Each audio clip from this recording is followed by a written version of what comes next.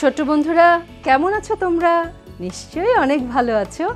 আমি গোলাম ফরিদা ছন্দা, আমিও খুব ভালো আছি। আচ্ছা, এই যে আমার পাশে একটি আলমারি, রং বেরঙের গল্পের বই দিয়ে ভর্তি একটা আলমারি। গল্প পড়তে এবং শুনতে তোমাদের কাছে কেমন লাগে বলো তো বন্ধুরা? আমার কাছে কিন্তু গল্প পড়তে এবং গল্প শুনতে খুব খুব খুব ভালো লাগে। আজকে কিন্তু আমরা এই যে আলমারিতে অনেকগুলো গল্পের বই সাজানো আছে, এখান থেকে একটি গল্প পড়ে শুনব। দেখি তো কি পড়ে শোনানো যায়। অনেক বই আছে। আচ্ছা, আমার সামনে যেটা আছে সেটাই পড়ে শোনাবো। কাকড়া কাহিনী। বন্ধুরা দেখতে পেলে তো? কাকড়া কাহিনী।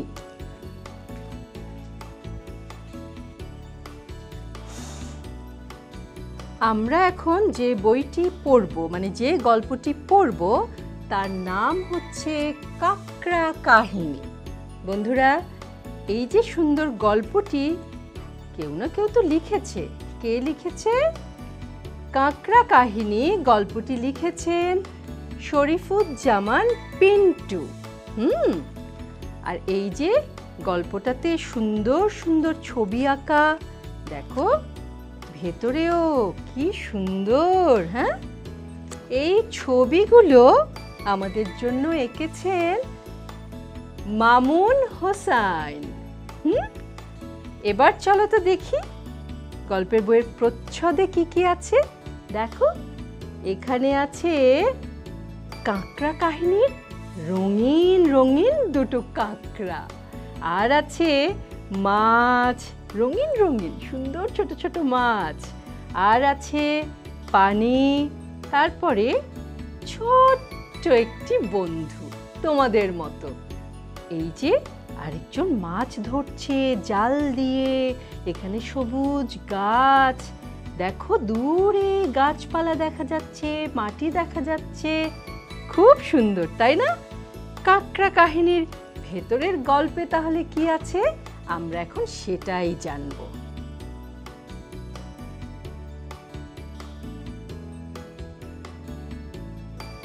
গ্রামে গেলে নতুন কিছু নিয়ে আসে সাকিব।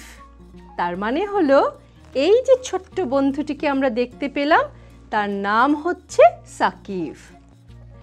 গতবার এনেছিল দুটো শিং মাছ। শিং মাছ তোমরা চেনো তো বন্ধুরা? না চিনলে ছবি তো আছেই। এই দেখো কি সুন্দর আঁকা দুটো শিং মাছের ছবি। একটা কাচের পাত্রের মধ্যে পানি দিয়ে শিং মাছ দুটো রাখা, বোতলে পানি দিয়ে ওদের রাখা হয়। কয়েক মাস পর মাছ দুটো মারা যায়। আহারে, মাছ দুটো মারা গেল। দেখি না এরপর কি হয়। মাছ ধরা দেখা সাকিবের খুব পছন্দ। পুকুরে জাল ফেলা হলো, নানা রকম মাছ উঠল, মাছ ছাড়াও উঠল দুটি কাঁকড়া। এই প্রথম কাঁকড়া দেখলো সাকিব।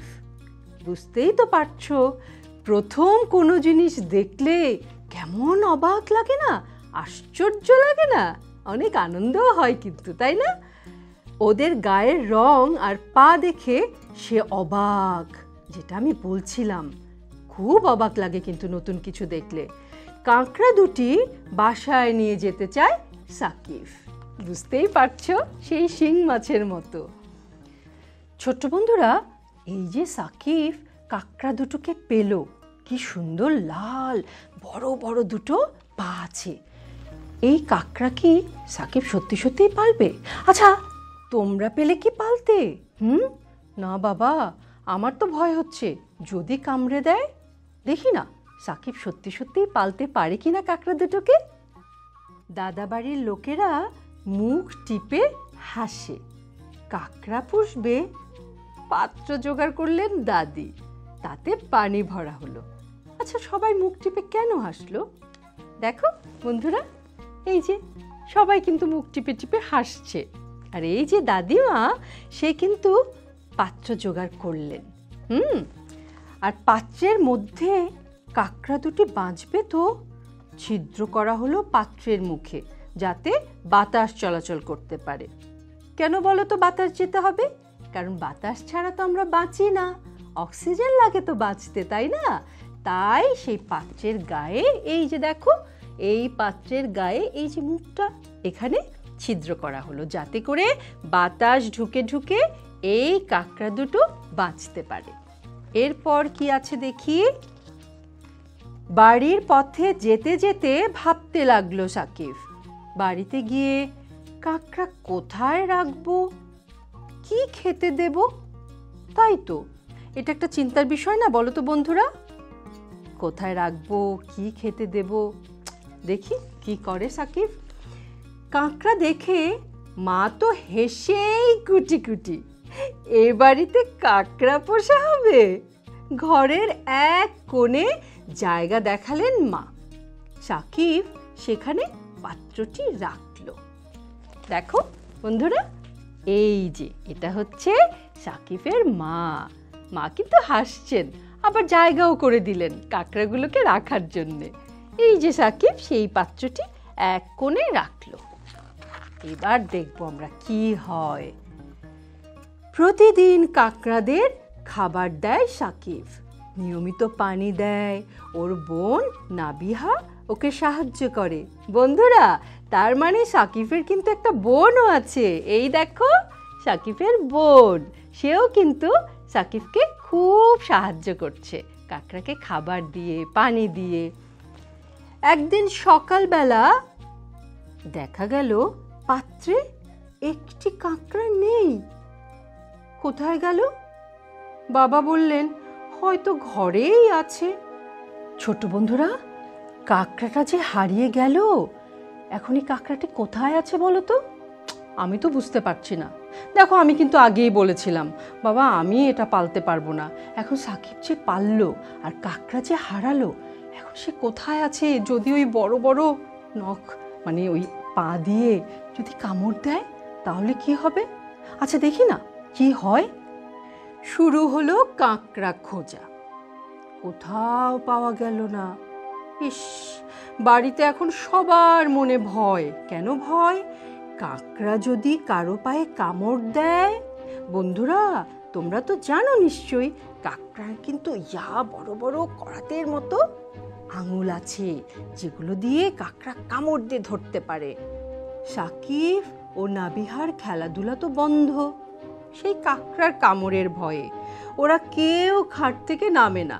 খাটে বসে খায়, খাটে বসেই পড়াশোনা করে। দেখো বন্ধুরা, দু ভাই বোনই কিন্তু খুব ভয় পাচ্ছে।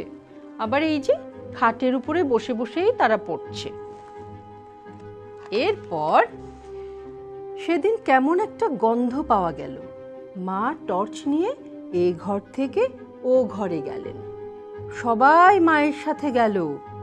দেখো বন্ধুরা, মা কিন্তু টর্চ নিয়ে, যে ছোট্ট একটা টর্চ, এটা নিয়ে দেখছে, দেখি পায় কিনা কাঁকড়াটাকে। কাঁকড়া পড়েছিল খাটের নিচে, ওর চারপাশে অনেক পিঁপড়া। বাবা বললেন অন্যটি পানিতে ছেড়ে দেওয়াই ভালো। তার মানে দেখো বন্ধুরা, খাটের নিচে, যে খাটের উপরে ওরা দু ভাই বোন পড়াশোনা করতো, খেত, সেই খাটের নিচে কাঁকড়াটাকে পাওয়া গেল। তাকে অনেকগুলো কালো কালো পিঁপড়া ধরে আছে। দেখি তো এরপরে কি হয়। বাবা সাকিব ও নাবিহাকে নিয়ে নদীতে গেলেন। কাঁকড়াটি ছেড়ে দিলেন, বললেন আমরা ঘরে থাকি আর কাঁকড়াদের ঘর হচ্ছে পানি, তাই কাঁকড়া থাকবে পানিতে, নিজেদের ঘরে সবাই ভালো থাকতে পারে। তার মানে কি বন্ধুরা, এই যে কাঁকড়াটিকে পেল খাটের নিচে, এটা তো মরেই গেছে। আর আরেকটি কাঁকড়া যেটি ছিল, ওই কাঁকড়াটিকে বাবা নিয়ে পানিতে ছেড়ে দিল। কাঁকড়ারা কি উপরে থাকতে পারে বলো? ওরা তো পানিতে থাকে, তাই না? আমাদেরকে পানিতে নিয়ে দিলে আমরা কি থাকতে পারবো? নিশ্চয়ই পারবো না। তাই কাঁকড়াকে পানিতেই ছেড়ে দিলেন বাবা। ছোট্ট বন্ধুরা, এই যে আমরা এতক্ষণ কাঁকড়া কাহিনী গল্পটা পড়লাম, গল্পটা কিন্তু চমৎকার, তাই না? এই যে আমরা কাঁকড়া পালা শুরু করলাম, এই যে আমরা ঘরে পাখি পুষি, তারপরে আমরা আরও অনেক ছোট ছোট জীবজন্তু পুষি কিন্তু, তাই না? কিন্তু আমাকে বলো তো, মাছও তো পুষি অ্যাকোয়ারিয়ামে, এটা কি পালাটা ঠিক? মানে ওদের তো থাকার জায়গাটা আমাদের মতো না, ওরা কেউ পানিতে থাকে, কেউ গাছে থাকে, আকাশে উড়ে বেড়ায়, কিন্তু আমরা যে ওদেরকে ঘরের মধ্যে আটকে রাখি, এটা কি ঠিক বন্ধুরা? তোমরাই বলো তো, এটা কি ঠিক? ছোট্ট বন্ধুরা, বই পড়ি জীবন গড়ির এই আসরে এতক্ষণ যে তোমরা এই চমৎকার গল্পটি আমাদের সঙ্গে শুনলে, সেই জন্য তোমাদেরকে অনেক অনেক ধন্যবাদ। আবার নিশ্চয়ই কোনো এক পর্বে তোমাদের সামনে হাজির হব, আবার নতুন মজার কোনো গল্প নিয়ে। ততক্ষণ পর্যন্ত তোমরা সবাই অনেক অনেক ভালো থাকবে, সুস্থ থাকবে আর সুন্দর থাকবে। আরেকটা জিনিস কিন্তু করতে হবে, সেটা কি? বেশি বেশি করে অনেক অনেক বই পড়তে হবে, তাই না বন্ধুরা?